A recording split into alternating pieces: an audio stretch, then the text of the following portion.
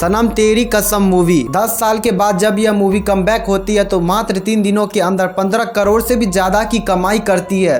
इस फिल्म को इसकी खोई हुई इज्जत पब्लिक ने दिया। इस फिल्म में जो प्रेजेंट हीरो है, इस फिल्म के फ्लॉप होने के बाद उसे कोई भी दूसरा मूवी करने के लिए नहीं दिया गया। वहीं 10 साल के बाद सनम तेरी कसम मूवी इतना ज्यादा हिट और कमबैक करने के बाद सभी इस फिल्म के हीरो को खोज रहे हैं। इस मूवी ने इंदर की खोई हुई इज्जत को तो वापस लौटा ही दिया, लेकिन साथ एक नए मूवी की ऑफर सनम तेरी कसम 2 का भी ऑफर दे दिया। यहाँ पर आपके भी मन में सवाल आ रहा होगा सनम तेरी कसम 2 मूवी में क्या सीन रहेगा, लेकिन उससे पहले जो मैं आपको सीन बताने वाला हूँ वह गूगल से सर्च किया हुआ है। यह सीन सनम तेरी कसम 2 मूवी से एग्जैक्ट मैच करेगा या नहीं वह तो मुझे नहीं पता, लेकिन छोटे भाई समझकर गालियां बिल्कुल भी मत देना। लेकिन यह स्टोरी मुझे काफी अच्छा लगा। चलिए मैं आपको भी बताता हूँ वह स्टोरी।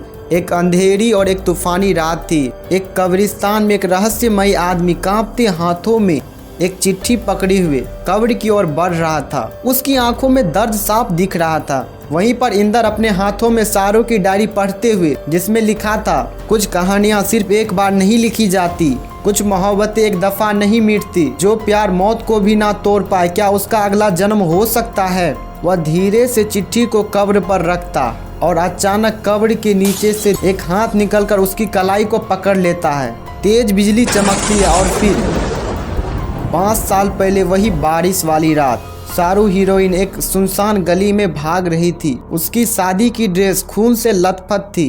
शाहरुख हाँफते हुए इधर से उधर देखती और बोलते इंदर मुझे बचा लो प्लीज। इंदर फोन पर घबराया हुआ था और बोल रहा था शाहरुख तुम कहाँ हो, मैं आ रहा हूँ। शाहरुख भागती है, तभी एक तेज रहस्यमयी लाइट आती है और उसे अचानक से टक्कर मार देती है और अचानक चारों तरफ से अंधेरा छा जाता है। अस्पताल में इंदर वहाँ पहुँचता है, लेकिन बहुत देर हो चुकी है। एक सफेद चादर में लिपटा हुआ शरीर पड़ा है। डॉक्टर गंभीर रूप से बोलते हैं सॉरी, मैं उन्हें नहीं बचा सका। इंदर जोर से चीखता है नहीं, और बाहर में बारिश भी काफी तेज हो रही थी। इंदर जमीन पर गिरकर रोने लगता है। इंदर अपने खाली अपार्टमेंट में बैठा है, पुरानी तस्वीरों को देख रहा था और उसका फोन वाइब्रेट करता है। स्क्रीन पर एक मैसेज आता है शाहरुख जिंदा है, अगर उसे देखना चाहते हो तो रात के 12 बजे चर्च में आकर मिलो। इंदर धीरे से बड़बड़ाता हुआ बोलता है नामुमकिन। वहीं पर तुरंत अपनी जैकेट को उठाता है और बाहर निकल जाता है। पुराने चर्च के अंदर मोमबत्तियां टिमटिमा रही थी।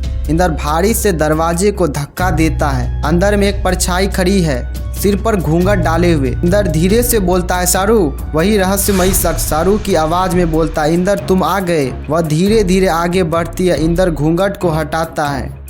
यह शाहरुख तो है ही नहीं, लेकिन उसका चेहरा बहुत ही ज्यादा सफेद है, आंखें गहरी और खोई हुई है। इंदर घबराकर पीछे हटता है। यह कैसे हो सकता है। शाहरुख हल्की सी मुस्कान के बाद कहती है क्या तुमको लगता है कि प्यार मौत के बाद भी जिंदा रहता है। इंदर उसे छूने के लिए जैसे ही हाथ बढ़ाता है, लेकिन शाहरुख अचानक से धुएं की तरह गायब हो जाती है। घड़ी में रात के 12 बजते हैं। इंदर चारों तरफ देखता है। चर्च पूरी तरीके से खाली था, चर्च में कोई भी नहीं था। जब सच्चाई का खुलासा होता है, इंदर अब सच जानने के लिए शाहरुख की मौत की जांच करता है। वह उसी अस्पताल में जाता है जहां पर उसे मरा हुआ घोषित कर दिया गया था। डॉक्टर संकोच करते हुए बोलते हैं इंदर हमें शाहरुख की बॉडी तो कभी नहीं मिली। डॉक्टर बोलते हैं उसी रात को एक शख्स आया था जो उसकी डेड बॉडी को ले गया था। इंदर के हाथ कांपने लगते हैं और उसे समझ में आने लगता है कि शायद शाहरुख कभी मरी ही नहीं थी। शाहरुख की मौत वाली रात एक गुप्त अस्पताल में शाहरुख कोमा में पड़ी हुई थी, मशीनों से जुड़ी हुई थी। एक रहस्यमयी औरत डॉक्टर से कहती है यकीन दिला दो कि वह मर चुकी है,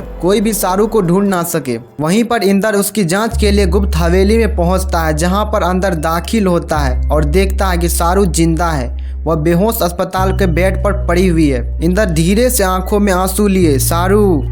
तभी उसके पीछे से बंदूक लोड करने की आवाज आती है और इंदर मुड़ता है। एक नकाबपोश आदमी वहां खड़ा है। कुछ सच को जानने के लिए जान तो देनी पड़ती है इंदर, और गोली चलती है। और अचानक इंदर एक कुर्सी से बंधा हुआ जागता है। शाहरुख उसके सामने खड़ी है, लेकिन उसकी आंख खाली और बुझी हुई है। इंदर गिड़गिड़ाते हुए शाहरुख मुझे देखो, यह तुम नहीं हो। शाहरुख ठंडे स्वर में बोलती है मोहब्बत ने सिर्फ मुझे दर्द ही दिया है इंदर। इंदर उसका हाथ पकड़ता है और उसके छूते ही शाहरुख की पुरानी यादें उसे वापस लौट आती है। उसकी आंखों से आंसू गिरने लगते हैं। वह सब कुछ याद कर लेती है। शाहरुख धीरे से कांपती आवाज में, इंदर मुझे माफ कर दो। तभी विलियन इंदर पर गोली चलाता है, लेकिन बीच में शाहरुख कूद पड़ती है। गोली उसे लग जाती है। इंदर उसे अपनी बाहों में पकड़ता है। उसकी आंखों से आंसू गिरने लगते हैं। शाहरुख, मेरा प्यार अधूरा नहीं था इंदर, अब हम हमेशा साथ में रहेंगे।